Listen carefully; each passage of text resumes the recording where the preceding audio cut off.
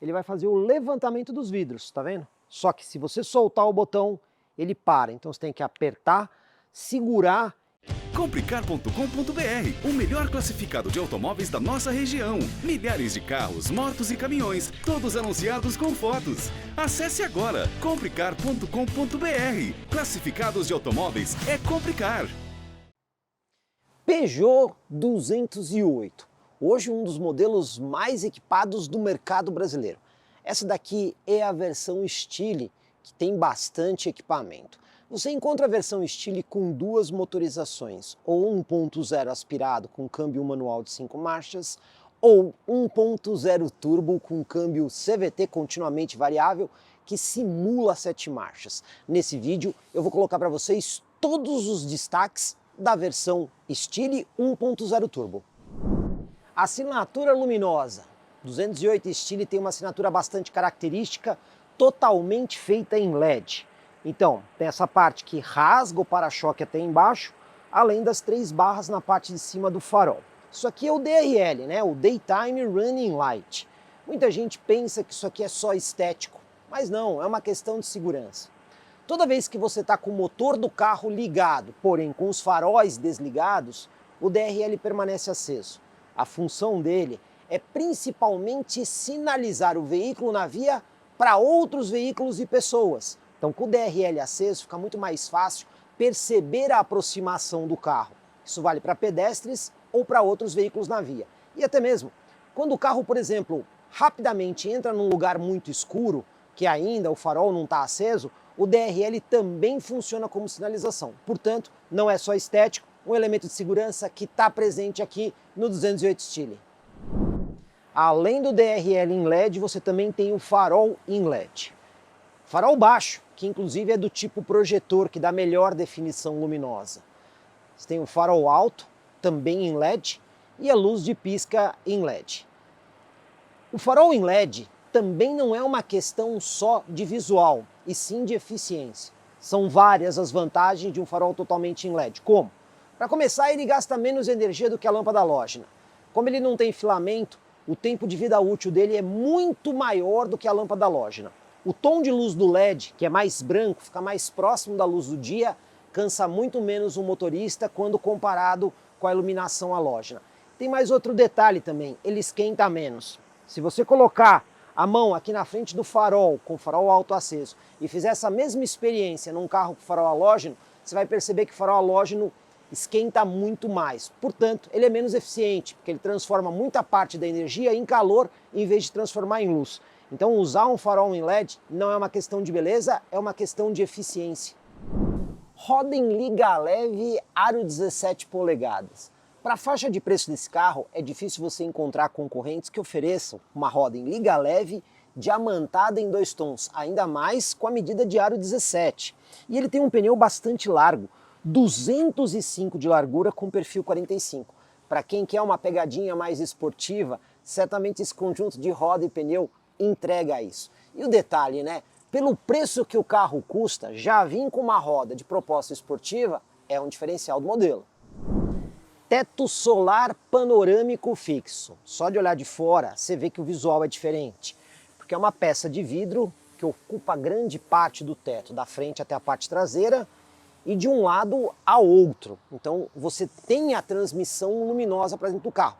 Mas esse teto solar não abre, e isso na verdade é uma vantagem. Vamos entender por quê? Com o teto solar fixo, você tem mais largura aqui dentro. Se você comparar com o teto solar convencional, eles costumam ser mais estreitos e também não vão até a parte traseira.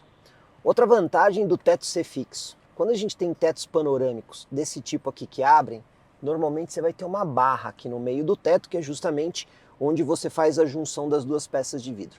Só que o teto solar que abre são peças móveis e isso, com o tempo, pode produzir ruído dentro do carro por conta da mobilidade dessas peças e até mesmo uma eventual infiltração de água. Com o teto fixo, isso nunca acontece. Você vai ter a transmissão luminosa com uma área maior, sem nenhuma obstrução e sem o risco de produzir ruído. E claro, se você não quiser o teto solar, é só puxar a veneziana, que parece um carro que não tem teto solar. Outra verdade que a gente precisa contar a respeito de teto solar. Quando você tem um teto solar que abre, já parou para pensar quantas vezes você consegue efetivamente usar o teto aberto? Por quê? Se você estiver na estrada em velocidades acima de 90 km por hora, você vai perceber que ele faz muito barulho, chega até a incomodar dentro do carro, então não é muito útil para usar na estrada.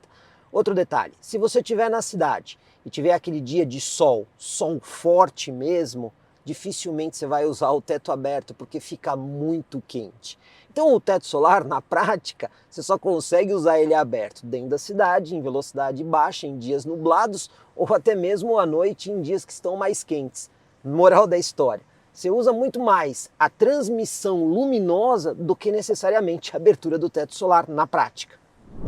O teto panorâmico fixo, também por ele ser maior, permite que quem vai aqui atrás desfrute verdadeiramente da visão superior. Se você comparar com os tetos solares convencionais, que normalmente terminam nessa posição, quem vai atrás não desfruta mais nesse carro, quem está aqui também vê a imagem superior. Motor 1.0 litro, 3 cilindros turbo. Você sabia que esse motor aqui é extremamente moderno? Para começar, esse motor tem injeção direta de combustível. O sistema de controle de admissão do carro é feito pelo Multi-Air 3. Então você tem um controle muito preciso das válvulas de admissão, onde você consegue controlar o tempo que elas ficam abertas ou o quanto elas abrem. Dessa forma, você consegue gerir não só a questão da eficiência de consumo, mas também a parte da performance. E outra curiosidade, esse motor aqui, 3 cilindros, o T200, na verdade, ele é derivado do motor T270, 1,3 litros turbo, que a gente conhece de outros carros da Stellantis, como por exemplo, Renegade, Compass, Commander, Fiat Toro e até mesmo Pulse Abarth e Fastback Abarth. Na prática, esse é exatamente aquele motor com um cilindro a menos. Toda a tecnologia que está no motor 1,3 litros turbo da Stellantis está aqui nesse 1.0 litro turbo. O que muda é um cilindro a menos. Câmbio CVT que não dá a sensação de que está patinando. É exatamente o câmbio que está associado a esse motor aqui, o T200.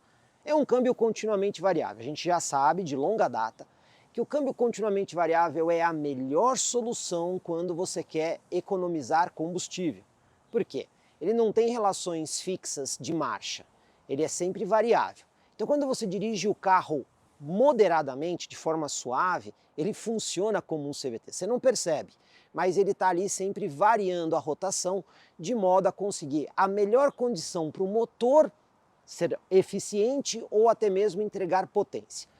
Porém, quando você acelera bastante o carro, né, que você faz aquele kickdown ou o pé na tábua, ele vai simular marcha. Então ele vai simular 7 marchas. Você faz uma aceleração muito forte, você tem a sensação que ele está trocando da primeira para a segunda, da segunda para a terceira, da terceira para a quarta. Na prática, isso é uma simulação, para dar uma sensação mais agradável para o motorista. Não são marchas reais. Mas aqui você tem as duas coisas. Você tem a eficiência do consumo por conta do CVT, ao mesmo tempo de o prazer de dirigir com a simulação de marcha. Porta-malas. Esse é um ponto onde o 208 poderia ser melhor. Porque o espaço aqui, segundo a montadora, é de 265 litros. Se a gente observar esse número em relação aos concorrentes, ele está aí entre os menores. Mas isso é uma coisa que não vai dar para resolver de forma fácil, afinal faz parte do projeto desse carro. Mas tem algumas coisas que poderiam ser melhores aqui, como por exemplo, rebatimento do banco traseiro. Você não tem aqui aquela proporção 1/3, 2/3. Você tem que rebater o banco traseiro de uma vez só. Outra coisa, os ganchinhos no porta-malas, né? Você tem desse lado, mas você pode ver que esse ganchinho, olha, ele não é um material tão resistente assim. Então, se você colocar alguma coisa mais pesada aqui, esse ganchinho pode quebrar. Daria para montar um ganchinho melhor aqui? Certamente. E poderia ter também o ganchinho do outro lado. Isso ajudaria na organização do compartimento. Para carregar dispositivos, você tem algumas opções. Aqui, uma porta USB do tipo C dedicada para carregamento. Do outro lado, você tem uma porta USB do tipo A. Essa serve para carregamento, mas também integração com a central multimídia. Além disso, aqui você tem um compartimento. Quando você abre esse compartimento, aqui dentro, você tem um carregador de celular por indução. E não é só isso. Essa prateleira aqui é para usar com smartphone. E olha que legal. Você vai colocar aqui o smartphone na posição horizontal. Olha como fica prático para você poder usar, por exemplo, um mapa de GPS virado para o motorista. O carro também tem uma central multimídia, onde você consegue controlar o ar-condicionado pela tela da central multimídia, ou ainda a função de Android Auto e Apple CarPlay com integração com e sem fio. Assim, você tem o recurso de poder usar, por exemplo, o mapa do celular, quer seja o Waze ou Maps, diretamente na tela da central.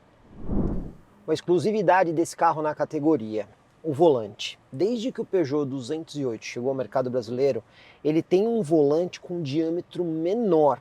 E a principal diferença disso, além de ficar mais prático para o motorista dirigir, ele tem um visual mais interessante.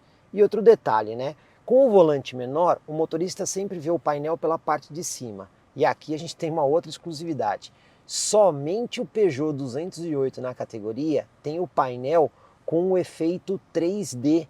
Então você tem ali a sensação de informações do painel estarem flutuando na tela do carro, o que acaba sendo um painel muito mais bonito que qualquer outro concorrente direto.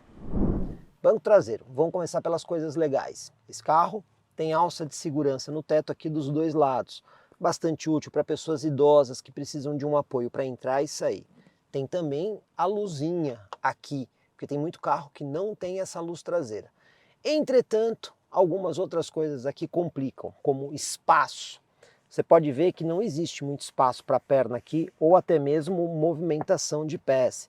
Então pessoas maiores têm problema de ficar sentado aqui atrás. E também na porta não existe compartimento para você poder colocar aí uma carteira, um copo, uma lata, né? A única coisa que você tem aqui é esse espaço que é compartilhado com quem vai no banco da frente. Então, viajar aqui atrás no 208 não é exatamente aquela super experiência. A chave de telecomando tem uma função que quando você se afasta do carro, automaticamente ela tranca o veículo. Então, ó, o carro aqui está aberto. Eu vou me afastar do veículo com a chave sem apertar nenhum botão. Olha o que vai acontecer. Ele vai trancar automaticamente. Já trancou, deu a confirmação sonora. Para ter certeza, vou deixar a chave aqui. Vamos conferir aqui as portas do carro. Porta traseira e porta dianteira trancadas. Agora, vou pegar a chave e vou novamente me aproximar do carro, sem apertar nenhum botão na chave. Olha só, basta você chegar perto, ele já faz aqui o destrancamento. Recurso bastante prático.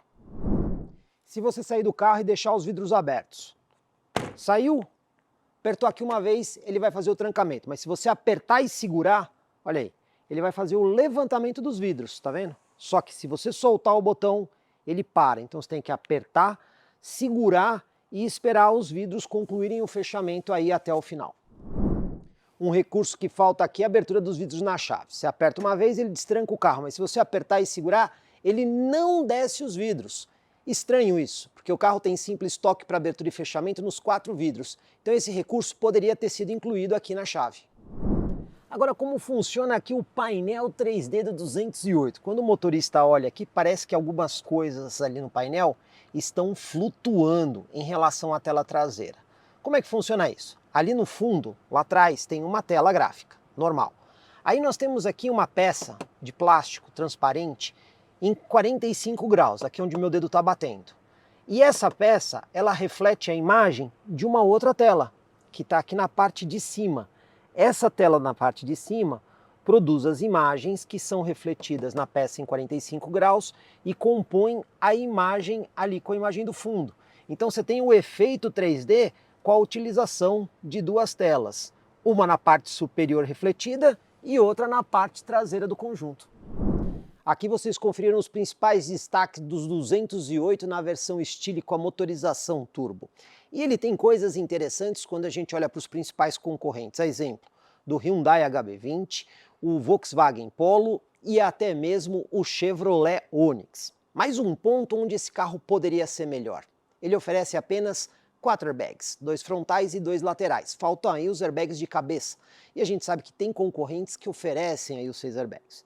De toda forma, Tem vários itens interessantes que merecem aí uma visita na concessionária Peugeot para conhecer o modelo. E olha, não esquece de conferir no canal outros vídeos aí do nosso teste de longa duração com o 208 Stile. Comprecar é ideal para quem quer vender. Comprecar é ideal para quem quer comprar. Se precisou vender ou comprar, acesse hoje mesmo Comprecar. Acesse comprecar.com.br. Comprecar.